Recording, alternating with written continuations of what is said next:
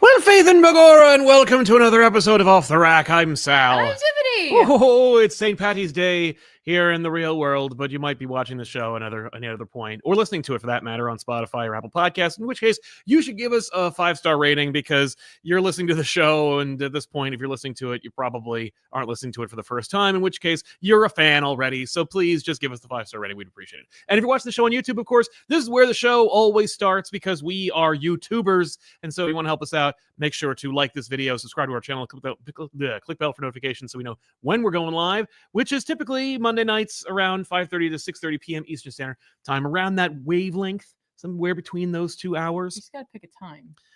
Here's the thing. And then that time needs to be communicated to the co-host. Well, normally we start around like 6:30, but when you're home for, like, let's say, vacation of some kind, sometimes we can start a little earlier, you know? Right. Well, you just got to tell that person. Yeah, I try. No, so, well, I don't like to burden you with, like, more information. It's not a burden. It's not a burden. It's not a burden. Yeah. But yeah, man. So we're going to be talking about green. Of course, it's well, you're wearing a lot more than I am. I have my green, so I can't get pinched. But you are wearing head to toe green, literally head to toe. Ta-da! The pants are also green, but they look darker on camera. Yeah. The sweater's green. The shirt is green. The hat is green. But the hair is red. It's green. You should have dyed it green. Why no? I don't think I'd look good with that. Yeah. It's impossible to imagine you looking bad in anything. Aww. So, but yeah, man. So this is a comic book show where we talk about the books in the past week, and then we talk about them, review them, and tell you what we thought about them, and then recommend comics that are coming out this week that we think you should check out. And between that, we also like to do our book of the week, and then of course our spotlight where we talk, where we read your super chats. Of course, what is a super chat? Well, if you are a YouTuber and you're watching the show live, you can use super chats. Just find that little option there and contribute to the show yourself. You can ask a question or comment, we'll read it here on the show in that designated time, and then we can spend all that time just making you the third member of the podcast. Of course, before we get into the comics, there's some comic book news to take care of, a bunch of different information that is out there in the world. The first one that I want to talk about is that Star Trek comics from IDW. It seems that there's a big event that's kind of like wrapping up everything. Okay. And then they're going to be launching 3 new titles. Oh, okay. And the titles themselves are kind of fun and exciting, and I wanted to mention them only because of how they looked. For one, it's called Star Trek Red Shirts from Chris Cantwell. Gorgeous cover. It's a skeleton. It's a skeleton in a red shirt. He's dead. Well, how do we know? What if he's an alien race that just looks like skeleton people? Yeah, I agree. How dare you assume? How dare I make that assumption? There's also, let's see here, where did it go? There's Strange New Worlds gets a comic book, which fine, all right, good for you. Okay. But the more exciting one is Star Trek Voyager Homecoming, a book all about the Voyager crew, or it's set in that kind of quadrant, the Delta, I believe. Yes. Though I think not, because spoilers for Voyager, but like they don't all die in the Delta quadrant. This was written by Tilly and Susan Bridges with art by Angel Hernandez.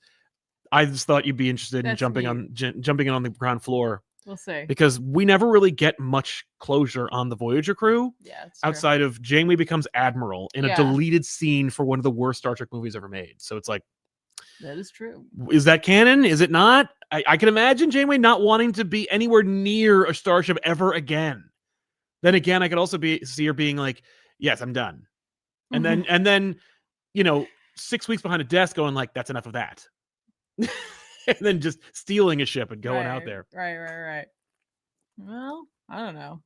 There are some interesting characters in the Voyager crew. And then there were some not.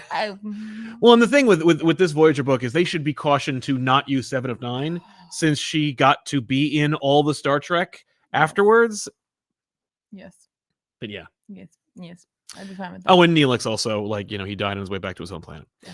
Fiery death, it's fine. DC announced that Justice League versus Godzilla and versus Kong 2 is coming out. Hooray! 7-issue sequel on June 4th. I feel like we should do a back issues on the first book before that. I think it was a fabulous idea. So, yeah. And by we, I mean me. You absolutely should be doing it.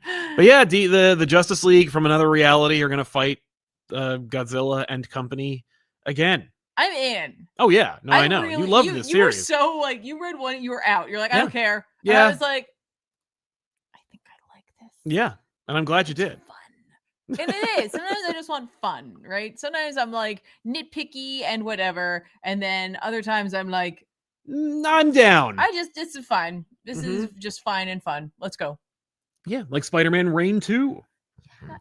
Where I just went like nuts. That is your version of that. For me, I was like, what is happening? Why do you like this? Who are you? Yeah, I know. I'm sorry. It has a lot to do with the art, which it always does. But yeah, man, I'm sorry. I bought that. There's been a lot of yeah mans. Well, what do you want from me? I'm sorry. We should make a podcast where it's called Yeah Man. Yeah, man. That's what the podcast. That's what the new show should be called. The one with me and Ben and Ethan and yeah, man. And hopefully you. Yeah, man. I don't say that very much of that show. You just say it here? Yeah. Wow, how lucky. I know, right? It's just for you. It's a little catchphrase for this. Yeah, exactly. Which I said catchphrase. It's the cash phrase. I mean, it's a phrase that plays for days. That phrase, we get paid. That's right, exactly. In more sorrowful news, we talked about how Peter David had been under some ill health over the last several years now, and it apparently seems that what's it called? He was denied Medicare and or Medicaid, so like. Yeah, they're going to have to rely entirely on GoFundMe's. So if you would like to contribute and help out Peter David, because Lord knows Marvel won't, go to his GoFundMe page, which is available in the chat and also will be available in the comments below this video. This is the state of the American healthcare system, and there's no way to defend it. And it's a real shame. And, at the very least, Peter David should be taken care of by at least the companies that... he I agree. Assisted. Yeah, greatly.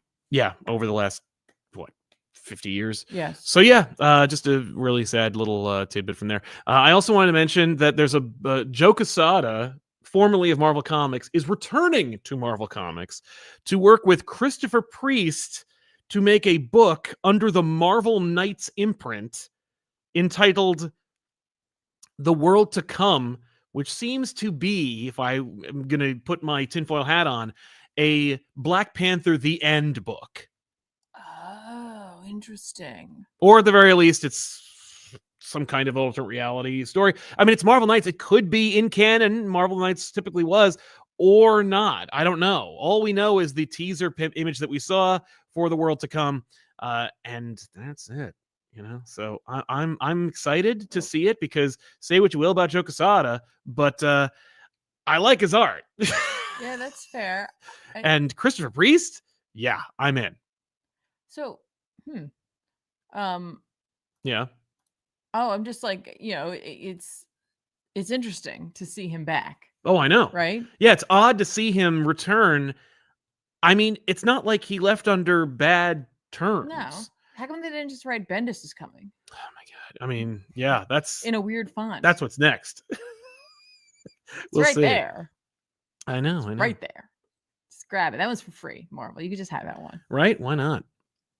I'm looking forward to that. But I'm also looking forward to this. I can't wait to see Christopher Priest and Joe Quesada teaming up to draw some crazy shit. Who knows? It is. But it is interesting that Quesada's name is on top. I know. So is he doing art? I mean, Christopher Priest has drawn before. Is it possible they're both doing story? It could be that they're both doing story. I don't know. Yeah, Eisenov. Yeah. Interestingly enough, I could see them both doing it.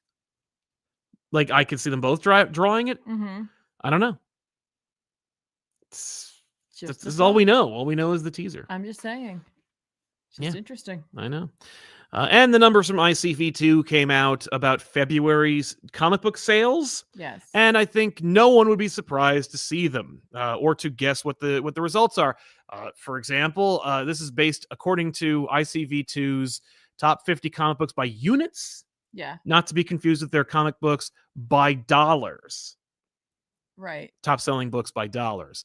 They are pretty much the same with a couple of outliers. However, Absolute Batman tops the charts at number 1. Yep. Followed closely by One World Under Doom. That makes sense. It does make sense, and it's just an interesting thing to point out. I think it's important to distinguish because, look, Marvel does what Marvel does. And, however you feel about that, Marvel knows the business. At the very least, the people who work there know their business. Yes. And if they're going to do a big event with any kind of enthusiasm or with an enthusiastic character like Doom, Yeah. it's going to sell. Sure. Like, Yeah. comic book readers are not concerned with what Dustin Nguyen has to say for the most part, by and large. You know, they're just down for whatever big event is happening. Right. And so that's why it's number 2. Absolute Superman, number 3. Ultimate Wolverine, number 4. Aliens versus Avengers was number 5 in dollars. But as far as units ordered, it goes Absolute Batman, One World Under Doom, Absolute Superman, Ultimate Wolverine, and then more Ultimates. And then 6 is Ultimate Spider-Man. 7 is Absolute Wonder Woman. Not bad. Top 10. Yeah. Amazing Spider-Man isn't even in the top 10. It is not in the top 10 in either category, whether it's units ordered or dollars spent. It is 11. It's right there. Right. But it is not in the top 10. Apparently, the 8 Deaths of Spider-Man is not getting anyone excited. Wow. Hey, Zatanna number 1 made number 14. Yeah. I don't. Okay, wait, hang on. Scroll down. Oh, Doom Academy's on there. Yeah. Good for them. I mean, in the top 50. We're looking Ultimate at the top X-Men 50. is too far down along with Ultimate Black Panther. That makes me sad. I know. I'm sorry. But yeah, I mean, the top 50 is still a respectable number. I don't think it's bad to, I mean, Wow, Moon Knight's way down there. Yeah. See, our little group here, we're all like, yay, Moon Knight. And I guess the rest of the comic book reading world is like, who? Who? What? No. Yeah. The moon. That's what they know. Yeah, it's a shame. It haunts you. Ninja Turtles number 49, which I'm also sad to see. But I am glad it's in the top 50, but it should be in the top 25. I mean, 100%. There's a couple of books in here. I'm like, oh, come on. Bug Wars, though, up pretty high. Yeah, Bug Wars. But again, I mean, number 1. Number 1. And it's like a special book. Yeah. Who knows? Yep. A lot of these are number 1s that are up high, like Doom Academy and Zatanna probably won't see as high as they are. Right. Interesting. But Storm's number 30. That's pretty good for Storm. Yeah, that's great. Yeah. Interesting. Yeah. Very interesting. Now there's books here like, like Green Lantern Core, number 1 at 23. That'll, it's not gonna last. Interesting. Just interesting numbers and to think about as far as like how it goes. Right. I mean, yeah. Spider-Man. Tom Brevoort was in the news recently because he was addressing questions about Amazing Spider-Man and how unreadable it is. Most people are actually not even, unfortunately, whenever Brevoort comes out of his burrow to talk about the world and the state of the industry, or Spider-Man for that matter, he's never responding to, and I think that's probably by design, he's never responding to things like, hey, this is really bad. Like, this is derivative, or this is poor, or, this is deceptive. It's always like the most unhinged responses about the marriage. And then he's like, okay, here's what I have to say about the marriage. Sure. And typically he says, Spider-Man not being married is as core to the character as Daredevil being blind. That's an insane thing to say. Like, that's actually that makes me question his ability to understand character and story. That makes me question your understanding of the reality of the job that you have. That's just I'm like, honey, yeah, what? It's interesting. That's not even remotely the same thing. Yeah. It's interesting that you say that, because I saw some online discourse regarding that subject, and that was the prevailing opinion from the audience at large as well, or at least people who were plugged in enough to talk about it. And that was just this kind of wow, that's really kind of out of touch. And then the audience kind of chiming in on well, he's been out of touch for a long time. There is no one there who. That's scary. Oh yeah. That's just a fundamental misunderstanding of what makes this character. What? Yeah, well, and I think it's I understand at least at the core of what he's trying to say, because he's talking about cosmetics versus core, I'm not going to comment on whether Spider-Man being with Black Cat is more iconic than being with Mary Jane. You know what I mean? That's not something but Spider-Man being from Queens is a core to his character, or Spider-Man being, Peter Parker is core to his character, or having an Aunt May or an Uncle Ben. I disagree with you on that, because what he did do is, instead of saying something like that, where it's just like he's like his relationship status isn't core to the character, what he did is he doubled down on the fact that it's like, no, him being single is core to the character, right? And I'm like, that is incorrect. That just means that's like his own fantasy. Like, I swear to Well, God, and like, I'd love to know what Mrs. Brevoort has to say about none this. of them. I mean, or the whatever, Casadas. No, he's not. But the same thing happened when Casada was addressed by it as well. But so the peanut gallery on the internet was certainly quick to say, well, Brevoort has a lot of opinions about like where Marvel should be and where, like, what standing all these characters are. We've talked at length about Brevoort's comments about like Scott Summers and how old he is, and like and how that's reflected in the current X-Men series, and how he to know him is to assume that if he had his druthers, the X-Men would be like they were in 1989, and Spider-Man would be like he was in 1981. And, it's like, oh, you can get a kind of feel for what decade Brevoort actively worked or felt like things were really copacetic as far as his purview. But yeah, I mean, it's just, it's the more things change, the more they say the same. But people have been complaining about the marriage for 10 years or more. Certainly I try to abstain from these conversations as much as humanly possible, because it's just demoralizing. Plus, there's a book called Ultimate Spider-Man, and it beats Amazing Spider-Man every single time it comes out. That's right. And that is core to the characters that he's married. So I'm in. And that's the other thing that he does say that like is kind of dismissed, because the more sensational thing is to say that he said that marriage is out and it's not as core to his character. But there's other elements that he said where he's like, I mean, it's not even something that he said. I think it was something that somebody observed within the conversation, which is, as far as Brevoort's concerned, as far as Marvel's concerned, when it comes to Spider-Man and the character, Amazing Spider-Man sells regardless. Top 11 books of the month every time it comes out. And I have what I want in it. It's milquetoast. It doesn't have the marriage in it. Like, it is the thing, right? That's the book I want. Ultimate Spider-Man exists, and anyone who's going to bitch is going to buy that. So why would I ever change it?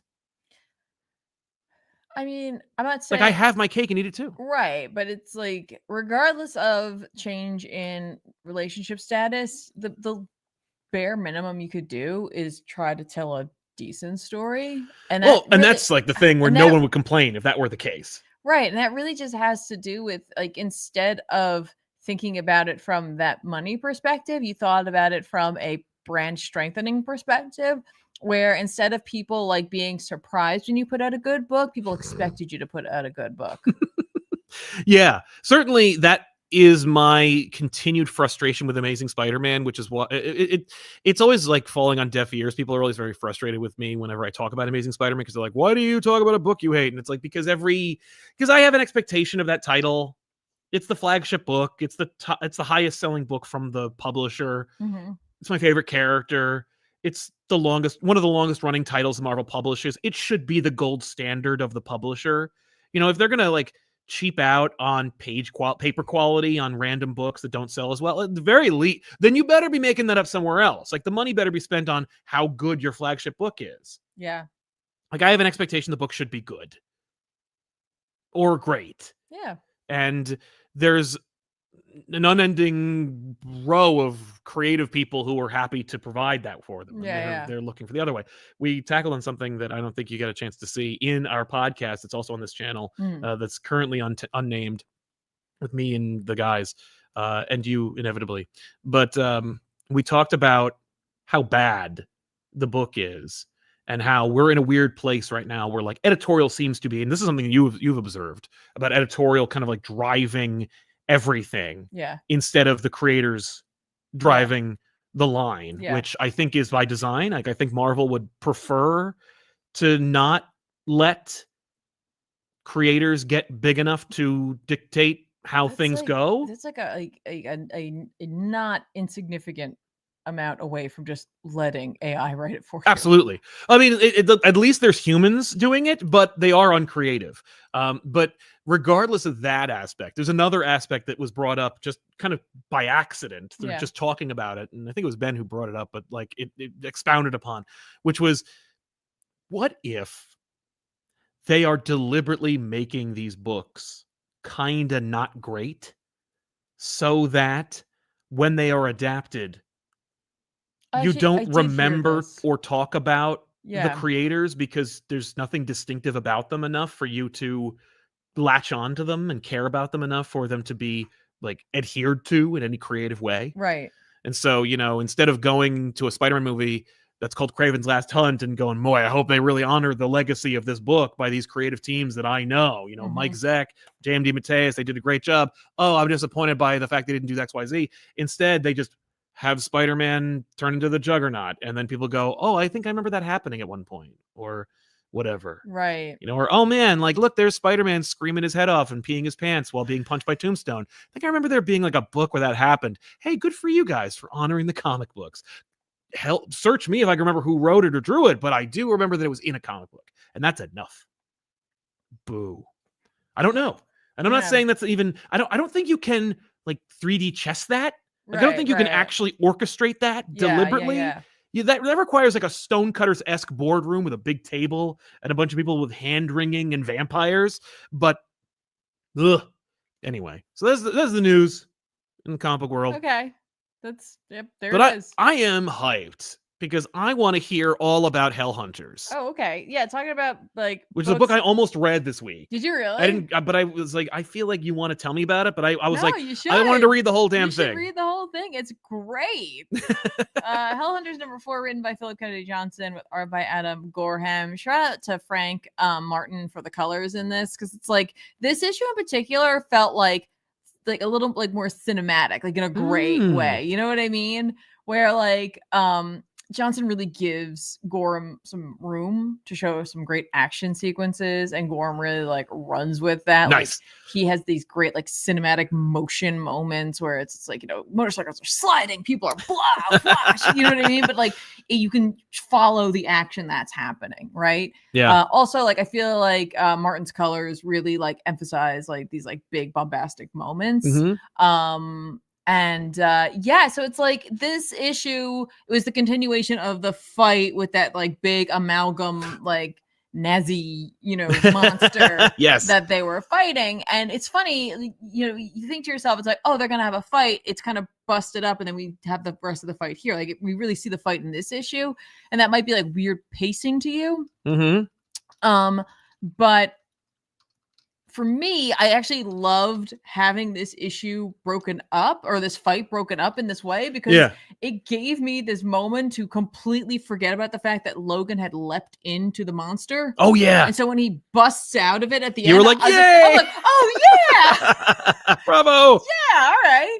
Like that happens sometimes when I'm watching like a movie and I'm really getting into whatever's happening. Like they set something up, you forget about it because enough other things have happened. And then when it gets paid off, you're like, oh, right. Yeah, because your brain remembers, but your active consciousness doesn't necessarily. So you have this Exactly. different feeling of something happening without earning, as opposed to being set up. You're like, whoa, yeah. Right. But so like we also get this opportunity because it's like Johnson has great pacing. And like the pacing in this book gives us this moment of victory. Like they fight the big thing and they win. We see Sal and Bucky get into the tank, and like it has like the big fire wheels, and like he's at the front. Yeah, and, like, Bucky's at like the gunner like part. It's great. So they have this moment where they're like, yeah, we all won, right? And then like some of the beings that are in the big amalgam like gross monster thing are talking. They're like asking to like kill me, whatever, right?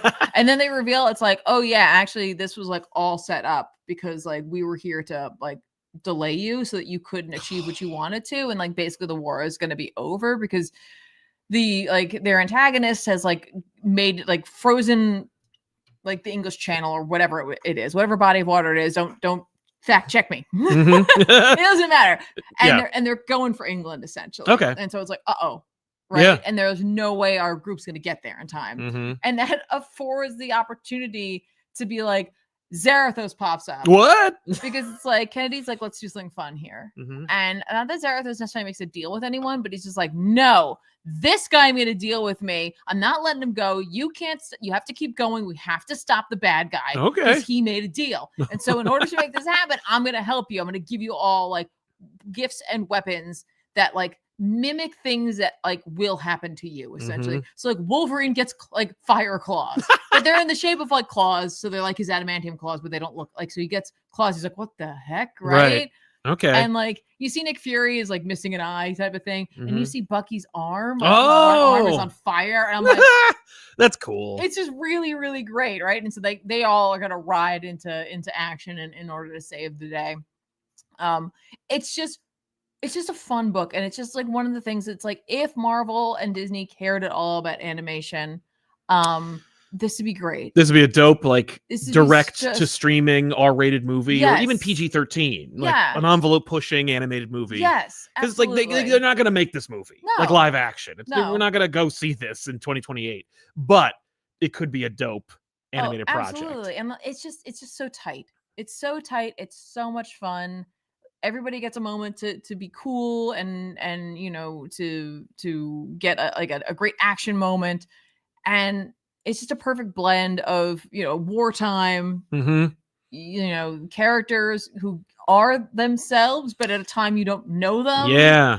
And like I said, like the action is just really well paced. Right. And I so much fun. I can't say I speak highly enough of this book, because it's just one of those little sleeper books, I feel like, where some folks they know and they're reading it and they're enjoying it.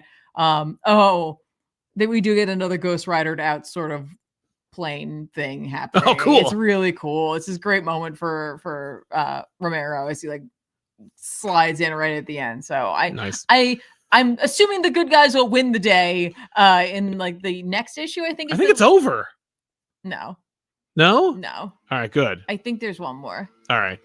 I think someone's vacuuming outside the studio right now. Which is weird because they don't normally clean that area. I love that. You know what? I love here for it. I really do. I think this is so great. You're right. Yeah, I know. This is you get to say it. Because this is the penultimate issue of this series. And if he sticks the landing, this will have been a like really perfectly paced book. And you can't say that a lot about many books. So. You can't even say that much about Philip Kennedy Johnson's work, because Warworld went way too long.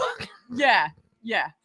But yeah, I'm glad to hear it. That's awesome. Really good stuff. And again, one of those things where I was just like, all right, I'll try this. And now I'm like, I am looking forward to the last issue, but then it'll be over, and I'm like, oh.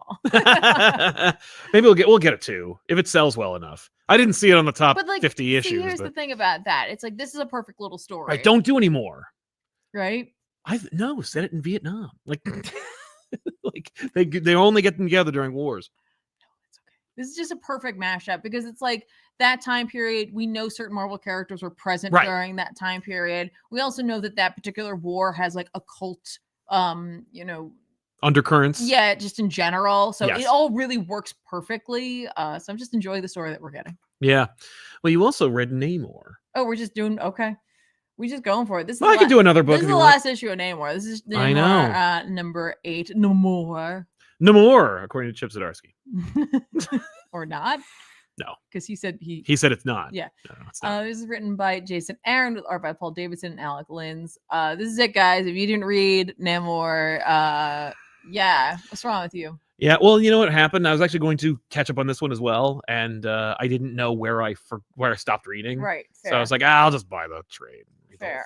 A ton happens in this issue. I actually wrote notes on that, and then I'm like, I don't know. But like, I will say a couple things. One, this issue for me fundamentally changes where Namor is, and also changes Atlantis entirely. Yeah. Which means no one will pay attention to it, and that makes me sad. Because without spoiling anything, because I feel like we all kind of knew where we thought this was gonna go, right? Namor is not the king of Atlantis. And in fact, the monarchy is dissolved. Oh. At the end of this. Okay. I won't tell you how, I won't tell you why, but that is what happens. Instead, it is ruled by a council of 7. Oh. And Atlantis is no longer a stationary place. Oh. It moves. Okay, how? Throughout the sea. It's on like this big mechanical jellyfish looking thing. Cool. And it's really cool. It's really, really neat. And I'm like, that's amazing. Great. Oh, will anyone remember that? Will anyone remember that? And Namor is returned to truly being like the Submariner. And like, he is supposedly just swimming around. And it's like, if you cause trouble, he's going to get you. He'll get you. That's cool. All right. I like that. Like, that's neat. Yeah. And then I remembered, wait, Namor's gonna be on the Thunderbolts. So obviously, no one cared about what happened. Oh, in the this new book. And I was Thunderbolts like, book, yeah. damn it. Yeah. Because that, like, literally, we'll have to see. Maybe they But- co-opt him. Like maybe they blow the Seahorn or something. Maybe, I don't know, but like what annoyed me was like, let this sit. Yeah. Let this be a thing where Namor becomes like an urban legend again. Like Yeah, let that'd be him and then cool. like let him show back up. But we don't have time for that. No. We got to get him on the Thunderbolts. Right, because people are clamoring to see Namor on the Thunderbolts. I'm wondering, like, it could be that it's just like, here are the characters we have, or I'm wondering if it's more that a lot of these characters have MCU counterparts. Mm-hmm. Well, I mean, the Thunderbolts book? Yeah. Well, it even has an asterisk in it. Which really, really bugs me. Yeah. Yeah, Marvel movie synergy is always gross and bad. Yeah. Like, I don't love that. But again, because it diminishes potentially what happened here. And I want to get into that. So hopefully I don't forget my point here, but I want to finish up kind of talking about this book in Which general. point was that? About it. I just have to remember it. Mm-hmm. So I feel like Aaron really delivered a good story with Namor, and like he allowed him to grow and change in a way that actually was believable. Mhm. Like Namor still retains his belief in himself. Like he's just like, yes, I'm right in what I do, and I do it through, right? Yeah. Like whatever that may be, good or bad, right? Right. But like it allows him to actually change his own viewpoint on the way in which his people should be led. And like, Okay. that's really, really cool. Yeah. Right? Yeah. Sorry, I was like picking up my notes. I got notes. I got Mhm. notes. Otherwise I can't do this. Yeah, I have that's to have fair. notes. The both artists on this book. So we yes. had Davidson and Linz. Yeah. That's there. Really delivered. That's I great. think entirely. Because you got I think Linz doing the younger Namor stuff, Mhm. Davidson really doing the main continuity stuff that's going on. Both bring a very different energy to the book. Really interesting moment though at the beginning of this where we're looking at the past and it's kind of seemingly like right before Atlantis attacks. Mm-hmm. And it's like the moment that like Namor like truly like switches and like thinking that like he like always thought he was going to be like his grandfather and then like something happens, right? And it's that. And it's at that moment that as like they're rising up to go and attack, it's Lynn's artwork, and then like when the attack fails, it's Davidson's artwork because it's like I was like, that's really smart. Or it's like this is the moment that like fundamentally shifts him and kind of leads him on the path to where he is right now. Okay. And I like that like subtle like bam, there it is. Yeah. Like, cool. Very cool. Love it. Yeah, I feel like I hope people find this book in trade. I don't know if a lot of people were talking about it. It feels a little slept on. Yeah. And that could be a couple of things. One, it's Namor. It's Namor. There could not be a ton of excitement about him, right? And two, it could be the fact that it's like people are already taking on a lot of books with Ultimate and Absolute coming out. And so like this book comes out, it's like an 8-issue series and that it'll be wrapped up into trade. The key here is if you're interested in it, not to forget to buy that trade, because I got to tell you, this is really well done. I know some folks still have like a little about Jason Aaron, but if you're reading Absolute Superman, that might have already changed your mind about Aaron's capabilities. My thing has always been Jason Aaron can write a story about a solo character. He's very, very skilled at that. Yeah. I feel like he loses it like when it's the team. When it's a big team. Unless it's a team of 4 and they're turtles. Well, that's fair.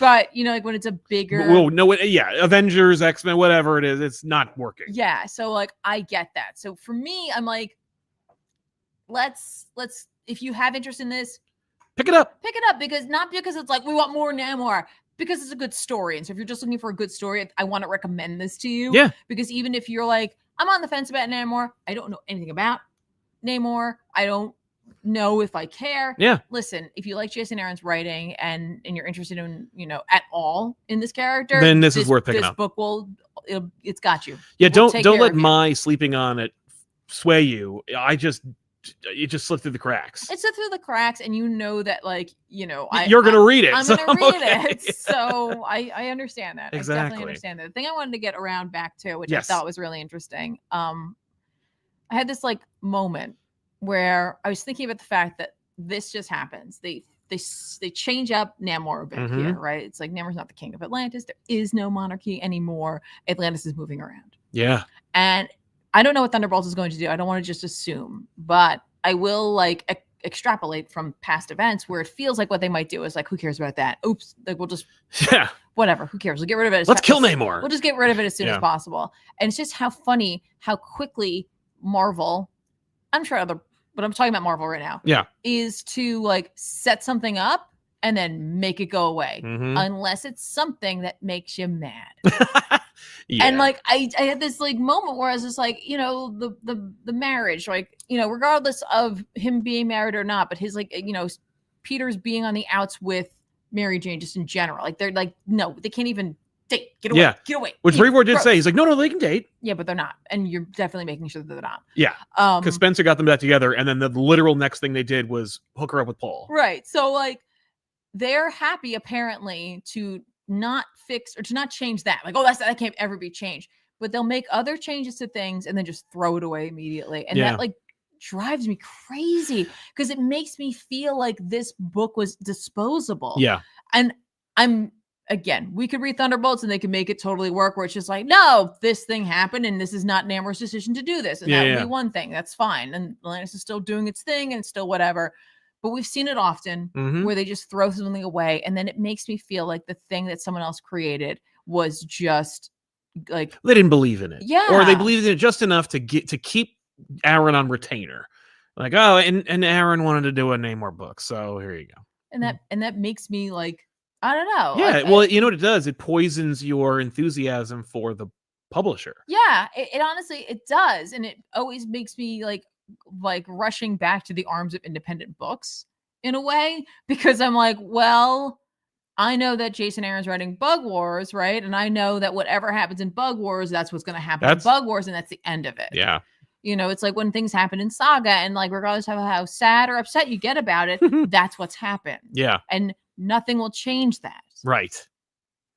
Yeah. I'm not saying change shouldn't happen, but like it's always when they like turn on it so quickly that I'm always like, Anyway.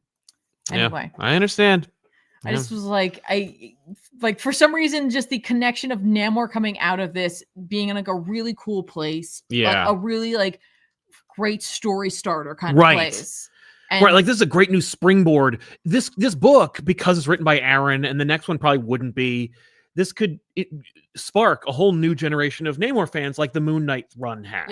Yep. For Moon Knight himself. But like we're going to throw him on a team, which really kind of hurts the character a little bit. It doesn't hurt the character, but it just really undercuts this story Big and time. This story's message. So yeah. Anyway. Yeah. Well, that says to me there's no plan. I guess. For Namor. I guess. Well, I read Absolute Superman #5, also by Jason Aaron. Yes. Of course, this is drawn by Rafa Sandoval. This is the continuation of the saga. I believe all the stories are 5 issues. This is kind of like, this one does not feel like a resolution. You know, the same way that the other 5 issues of Superman or Batman and Wonder Woman had in the Absolute line. Right. But man, Superman's pissed. It's got a lot. Like, he is mad. It's got a lot going on he here. just so we're seeing, this story, of course, is both Krypton and what happened and what's happening with Superman now and introducing him to the greater world that we're still also being introduced to. Superman's pissed that like people were killed and he wants to he's got this like anger, this true, genuine, righteous anger that is present, and any person on TikTok will tell you it's present in all the original Superman material. Whether it's from the first comics to Grant Morrison's version or any number of early Superman stories where Superman's like, I stand up for the little people, and I'm gonna throw your shit in the ocean. Like, that's how pissed I am. We're also getting a beautiful story about like how the L's got off Krypton. Woof, what a sad fucking story that is. Yeah. But we watch like them escape as the planet is being ripped apart. Yeah. And the idea that, and again, like Aaron's not so subtle undercurrent of what's going on in the real world is like, that's, I criticized it earlier for this. It's like, that's what allegory's for. there's a whole story arc, or there's a whole thing. The Science Council and the elites, they knew about the destruction of Krypton, and they had been working on arcs for the 1%ers, for lack of a better term. And they eat each other. Like it falls apart. Yep. And they run into issues like with the environment, like with the planet itself opening up, and no one gets off. Right. Because they just they're just the ships don't. They're scraping for lifeboats. Yep. And that's awesome. Also sad because their entire race is eradicated. Yes. But the L's also were working. Yes. To save their family and their friends. Yeah. And it's really sad because there's like moments with Lara who's talking to Jor, and she's like, maybe we could fit a few more people. Yeah, like if I just do this, if I just keep working, and he's like, we have to stop. We have to leave. Like, because and it's gonna hurt the ship. Like we won't be able to. We can't save everyone. Yeah. That moment of her being like, what about like the Duel family down the street? Like all these different moments of like all these people. Like, oh, I forgot about these people, and they deserve to live just as much as I do. Really heartbreaking, good stuff. Yeah. And illustrates the L's and what they are. That's one of the things that's always been missing in one of my like actually. I've my accolades to the post-crisis origins for Superman, where I'm like, I don't care about the L's. Yeah. Make them cold, unfeeling weirdos. His parents are the Kents. Yeah. But the L's are the Kents in this universe. Yeah. Yeah. So we got to set that up. And it's like, yeah, I buy that. And I kind of love that, with the whole damn planet. And like seeing Krypton fall apart is what makes Cal radicalized into being Superman. Like this is what I will never, if whatever planet we find, I will not let what happened here happen there. Yep. And that explains his whole thing, like why he's doing what he's doing and why he's attacking who he's attacking. But him just tearing through the peacemakers. Oh yeah. And just being like, I need to like. Well, he's looking for that. He's looking for Smith, for Peacemaker, specifically Christopher Smith. Yeah.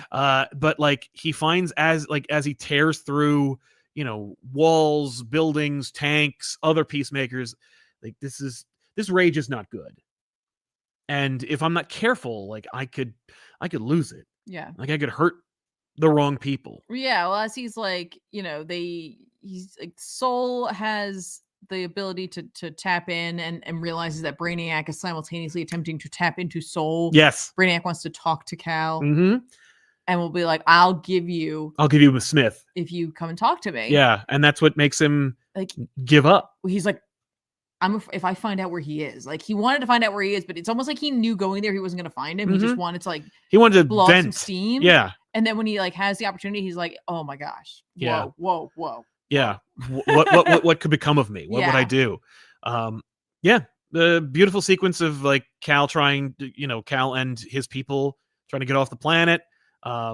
Crypto saving him from certain death.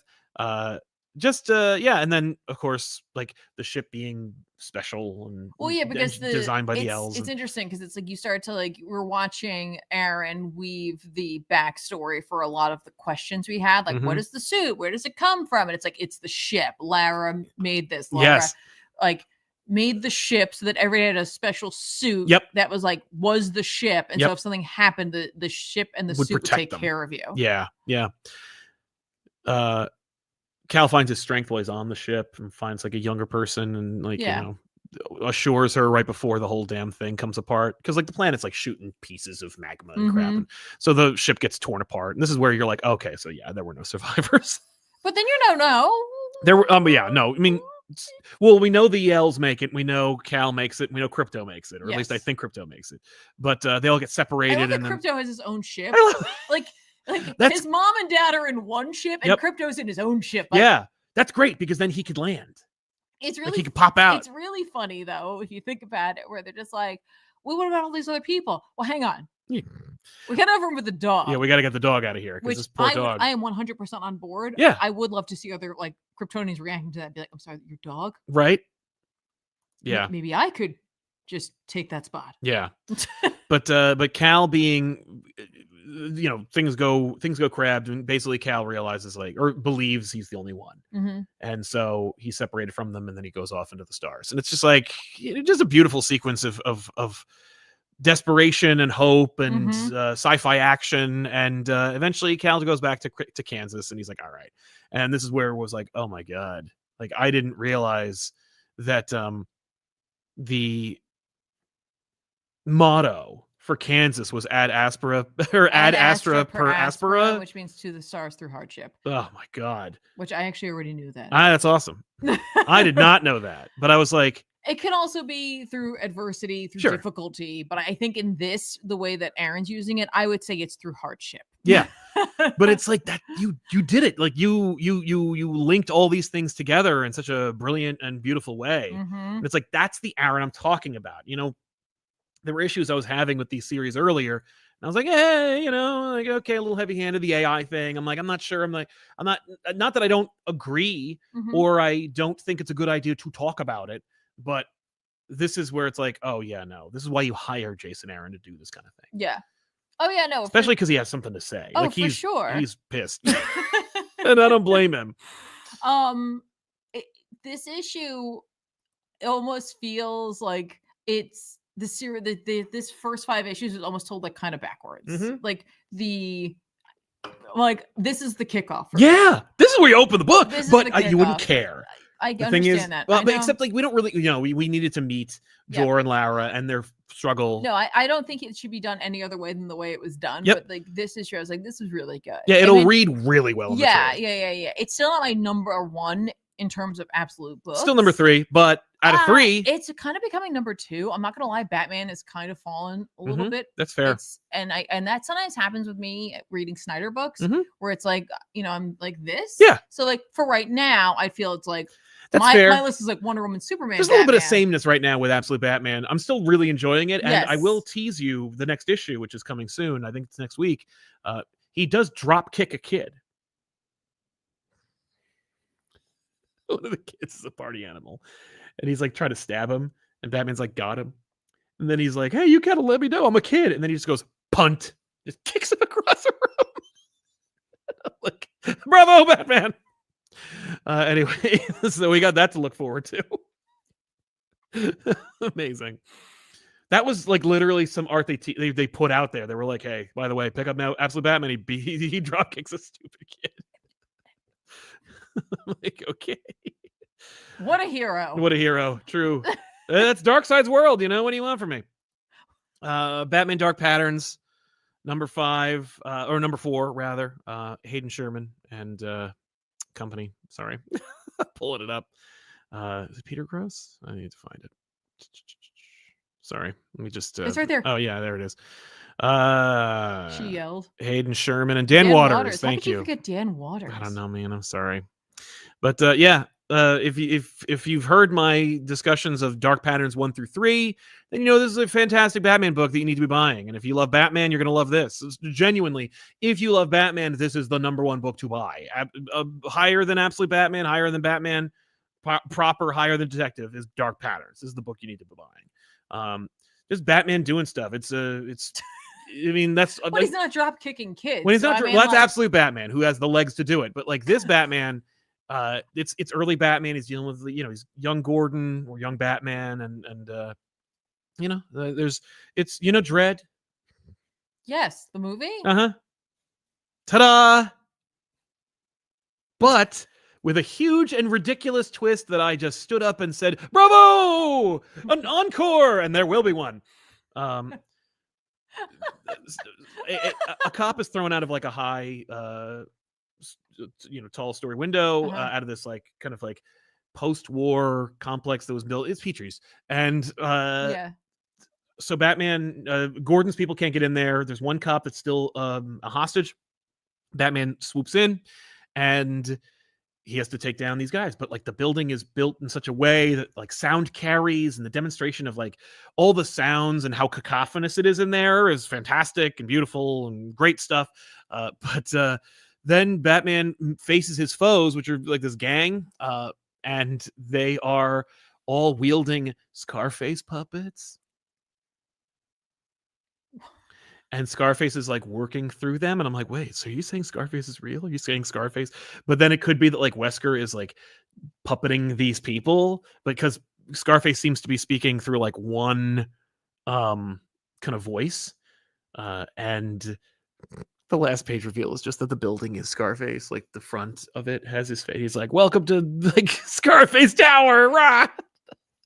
It's cooler than I'm describing it. Okay, but what you just described sounds like makes me question your it's taste. amazing.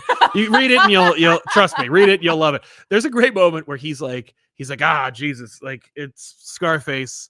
Okay, I know what to do here because when Wesker wielded the puppet, all I had to do was break the puppet, and he had a complete nervous breakdown. So he grabs like the dude and the puppet and face plants them, but smashes the shit out of Scarface.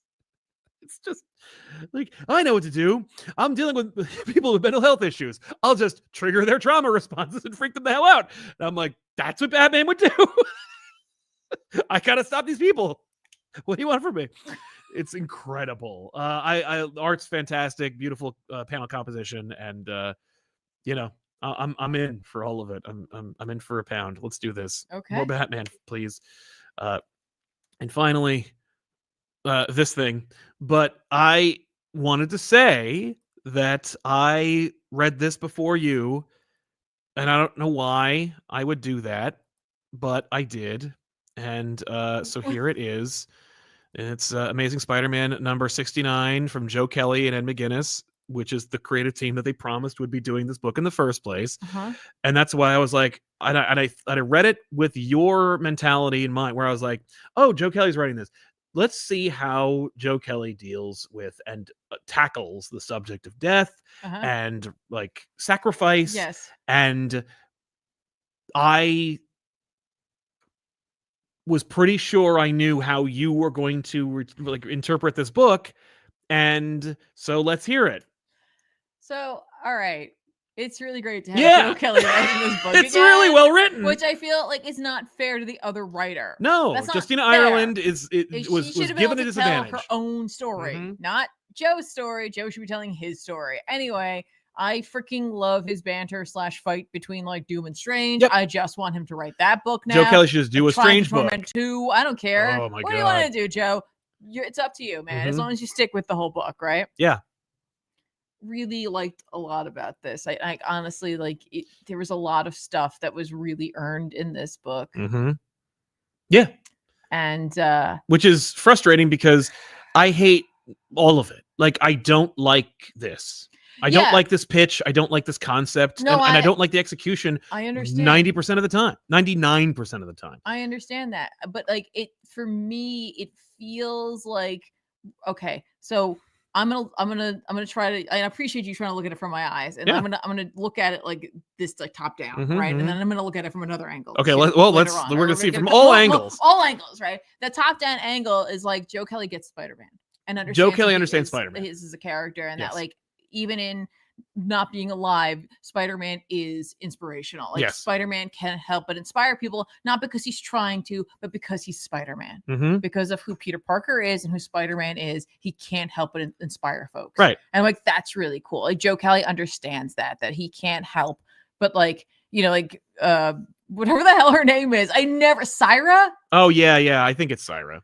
That like, you know, in talking with Coulson is able to unravel like what she's feeling and what she understands. And like, and it's through meeting Spider-Man and Peter and just seeing his actions and, you know, his way in which he deals with the tests that like she's inspired to make an ultimate sacrifice. Right. Exactly. And I'm like, that is very Spider-Man. That's very Spider-Man. Very Spider-Man. Yep. It's all earned.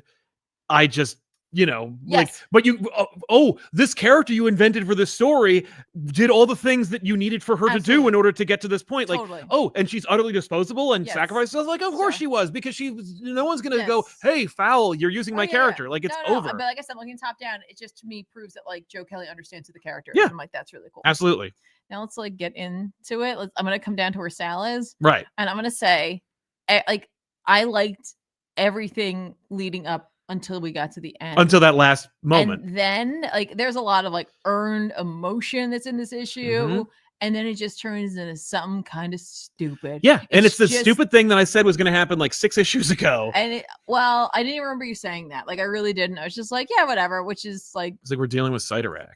Yeah, but you know, And he's Joe red. Kelly.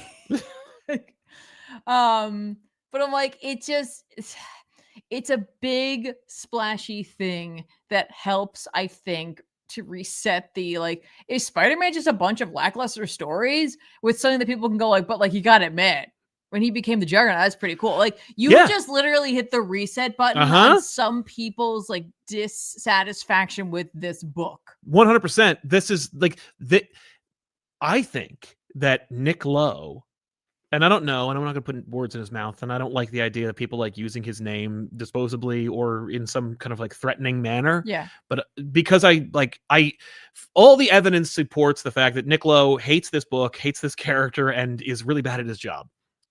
From my personal opinion, reading a lot of his work, unfortunately.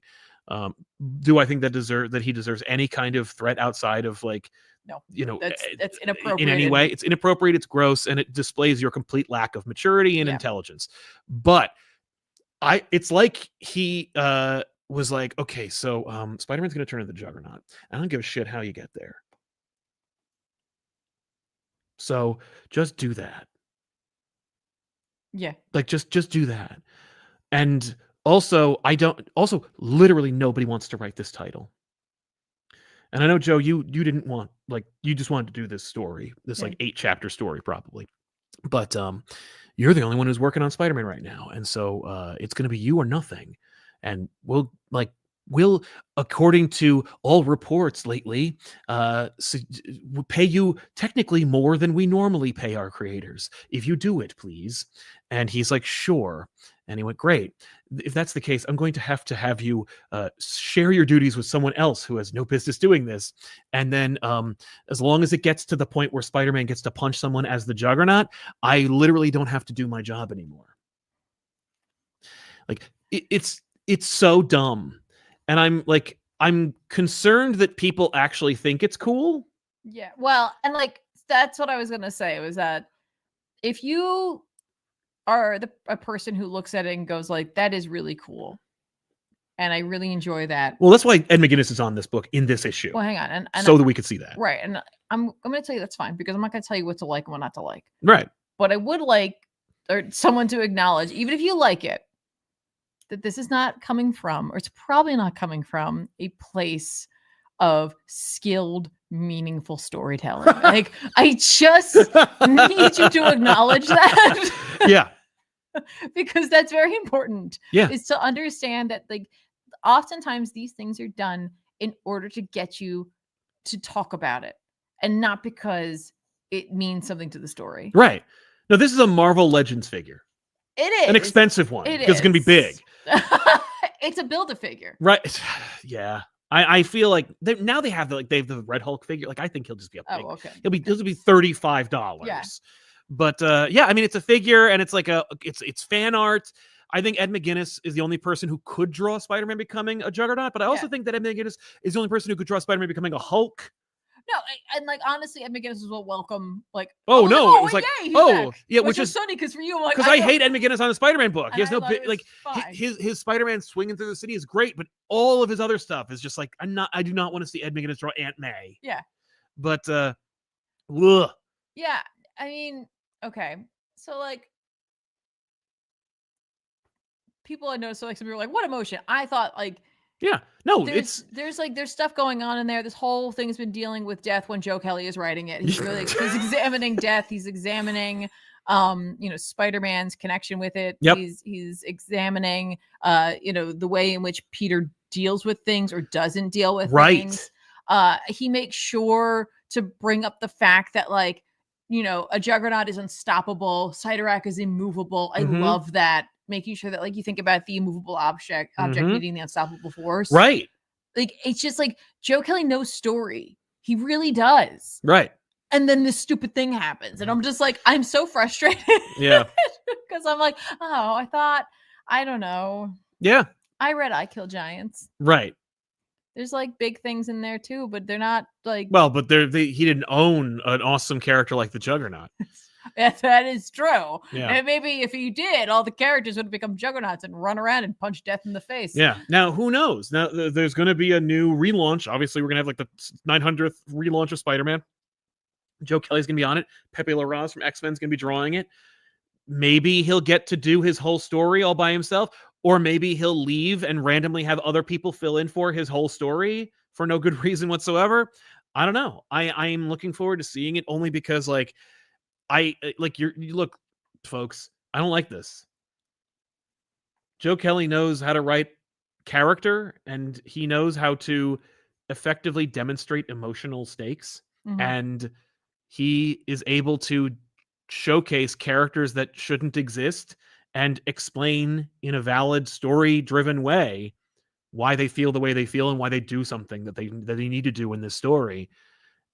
If he's able to tell his own story, who knows? Though it feels like maybe Marvel is trying really hard to just kind of dictate story and editorially drive the line, which is the second to most conceptually bankrupt idea I could think of outside of what you suggested, which is just have AI come up with it. I'd rather they didn't. We should do that as a special. I really like we should be like, come up with Spider-Man stories for the next like year. And then Marvel will be like, we should do it only because then Marvel couldn't use them because technically like we came up with them first. Put it on the show. Yeah. Ha! But yeah, it's I mean, like, Dr. Doom doesn't even do that. Like No, and I think that's actually what's like maybe making me question where the Spider Juggernaut came from, because I refuse to call it the other thing that I know folks have already coined. I just refuse to do that. Yeah. Personally. It just makes me question where like that this doesn't feel like it's a Joe Kelly decision, because Joe put so much effort into making sure that like this is a pact with like Doctor Strange. Yeah. Where Dr. Doom has to take it on and he doesn't, and they have this big freaking That's fight. so great. Doom's so, being like, yeah. And like Spider-Man has to take on magic, and he starts learning and he starts getting better at it, but he does it differently. And it's like, instead of there being something there or like but he just fucking rams into it. He's big now. Oh, it's cool looking though. I like World War Hulks. That is the answer to my statement. Yeah. And again, I'm not saying if you like the image of seeing that you're bad or no, it just means that you like fan art, and that's like, fine. And like I literally, but it's like I just don't think this is coming from a place of like 10 out of 10 storytelling. And no, and this is coming from a person who actively knows that she loved Justice League versus Godzilla versus Kong. So like I do want you to recognize that like I know what I'm saying. That like I'm like, there are things that happen sometimes in a book just to be cool. Yeah. But when things are leading up that seem to be like setting up like a more poignant, meaningful thing, and then it's just like, nah. Yeah. Like, what? Well, and like, is Joe Kelly going to write the next issue? I don't even know. Like, I don't even know who's going to be on it, which is like the most frustrating thing about this. It looks like it just ends with him, and then they're going to relaunch the book. So it looks like the next issue, Amazing Spider-Man 70, will be written by Joe Kelly. It won't be drawn entirely. No, we all know the only thing that can stop him is to fall into concrete. So yeah, well, that's one way. Just letting you know. Yeah, exactly. He'll have to defeat himself. Does this mean that like Black Tom Cassidy is going to show up? Is he? Anyway, it's just that's Amazing Spider-Man. By the way, someone in the chat was like, "Enough of like this conversation. Let's talk about if there's going to be more Helen of Windhorn." Good point. Good segue too. Fantastic segue, because I wanted to just show off my Helen of Windhorn hardcover. That's how it got me, because this came from England, and because it came from England, it came with this really cool. Oh my god, so blown out. Why? Like, it's a really cool like drawing. There we go. That's like slightly better. Yeah, would you call it a book plate? Yeah, it is like a book plate kind of thing. Really great signatures from everybody. Yeah, I love it. There's that better. Can you kind of see? Yeah, the entire creative team. It's Bilkis Evely, it's Bilky Evely, it's Matt Lopes and this. Tom King. Love this. Yeah, and like honestly, the hardcover itself. Oh, it's Dark Horse. They know how to make a good book. Gorgeous job. I can't get over the spine. Mm. It's gorgeous. Could you imagine if they like Marvel printed or like Marvel printed like some of their like classic trades like this, like as hardcovers? I can imagine to make them look like that, right? I can imagine that giving them a coronary because of how much it must cost them, right? Because they don't like to do that, spend money. This is just such a gorgeous printing of this book. Yeah. So if you haven't already, by the way, Helen Windhorn is available for pickup elsewhere. You can get it for cheap on instocktrades.com. Yes. But yeah, Helen Windhorn, pick it up. Gorgeous. Book of the week. It becomes that. Yeah, we talked about it, so technically it is. But what is your book of the week? Oh, Namor number 8. Number 8, really, Namor? Yeah, Cool. it really did her like. It was just like it was a really good book. I mean, I loved Hellhunters for sure. I Yeah. really, really did. But I definitely, I know like Absolute Superman was fantastic, but Mhm. Namor, I think, had a really strong showing throughout. I feel bad because it was oft forgotten, Yes. tossed to the side by some people on this show entirely. Sorry. But reading this issue, like, it was a really good journey with Namor. Yeah. There really wasn't a lot of fat in this. You know, we really trimmed it away. It was very lean, very just here's the story, but flowery enough to make it a Jason Aaron, let's talk about Kings kind of thing. Yeah. I think I got to give it, speaking of Aaron, to Absolute Superman. I was just very impressed with this book. It was not tough. Dark Patterns. I wanted to give it a Dark Patterns, but like Dark but Patterns, a building became a puppet. that's so freaking fun. I was like, yeah, but I love it. This is good. Wait, hang on. That's so funny. That's such a that's exactly what happened. Can we talk about that really quickly? That you're like, this is the Griffin's house. That you're like, you know what's really cool? A building becoming a puppet. That's awesome. You know what's really dumb? Spider-Man becoming the Juggernaut. Yeah. I mean, listen, that kind of hypocrisy is what you're going to get every week on Off the Rack. So definitely make sure to like this video, subscribe to our channel, and click the bell for notifications so you know when we go live every Monday. Yes. But yeah, no, I wanted to give it the puppet one, but Absolute Superman is a really good book. It was a complete Jason Aaron sweep. Yeah, it was. He swept the friggin' out. He swept the leg of this show. That's right. Good for him. But yeah, man, let's move on to our super chats because you guys are what sponsored today's show, and we want to thank you all. Thank you very much. Dante Cook got my copy of Helen and Windhorn, and I absolutely love it. I am noticing the emotional epic of Helen is not hitting as big as Supergirl. I am enjoying every page, but it is a different read. Do you two have similar experience? Well, I mean, I think it's easy to think going into this because of the same creative team that you're going to get the same story, especially with a strong. And Tom said he was going to, like, this is like a follow up to Supergirl. Yeah, but I very quickly getting to know Helen was like, Helen is not Supergirl. Yeah, she's not that at all, and I think that's a-okay. Yeah. I think it's just a very different world. Yeah. And I'm thrilled that they are different characters, but I still can't get over the storytelling in this book. That's fair. Little lions everywhere. Hey guys, any recs for checking out Doom Patrol? I mean, if you're gonna ask for Doom Patrol, I mean, number one, you can pick up the omnibus of Grant Morrison, but really, the people on this show, Tiffany's recommendation will be Gerard Way and Nick Darrington. I think it's a really great way to get yourself in a little bit. Obviously, you're going to get to know a few characters who aren't in the original Doom Patrol. Yeah. But I think it's a really good entry point for like finding out if this is the type of storytelling you're looking for. Like you're like, unless you're already in on the buy-in, like you're like, I understand what I'm getting into and I don't care. Yep. Then just start with the Morrison stuff because Ways is a follow to that. You know, it's inspired by that. But if you're like, I don't know if I really want to get into all of that, I would start with Ways, at least like the first volume. Yeah. See how you feel about it. Exactly. And then you can always jump back and start with Morrison's if you dig it. Yeah. Panda Go Crazy. This is for Tiffany, clutching in Marvel Rivals. Thank you guys for keeping me in comics. Hope to meet you one day and get my issue of Terminator signed. Thanks, Panda. That's freaking awesome. I will tell you that there is an opportunity to meet at least one of us, if not two of us, we'll see on the 29th of March. It's a Saturday, which is at ZapCon in Wayne, New Jersey. Go to ZapCon NJ 2Ps to find out more. But yeah, it's the 29th, Saturday the 29th. ZapCon is a small comic book store convention where there's going to be like a ton of heavily discounted comic books, trades, single issues, and a bevy of independent comic book creators. And I'll also be there. And so, yeah, come on by and say hi. Do that. Moving on. Arduit says, C-Pop Woo. Absolute Superman was really good. Picked up Wind recently. Loving it. Gay Catharsis. Lol. You won't feel a thing from Snyder and Jock Rules too. I have that first issue. It's sitting on my desk. I started reading it and I was like, I just need to sit down and like just read the first issue entirely. Right. Or it's great though. Take it away. Oh, Hulk Solison. Happy Gamma Rays Day. Yeah, it is green. You can take this one too. Oh, sure. Dante Cook. Is anybody planning on reading Hulk versus Godzilla? I think I am, and I hope it's a total battle royale to the max. Inserts 90s electric guitar music. Yeah. Yeah, I'll probably do. I'm going to read Spider-Man versus Godzilla. Are you kidding me? Sounds great. Go ahead. Arduit saying would be down for an Armory Wars back issues so that we can watch you guys be as confused about the universe as most Coheed and Cambria fans. LOL. Yeah, I don't see that happening. I'm sorry. Cameron F. Hickman's gonna Hoxpox Space. Sounds good to me. That's right. Yeah, there's gonna be a new a new story arc in space with we'll see how it goes. A new space story. Yeah.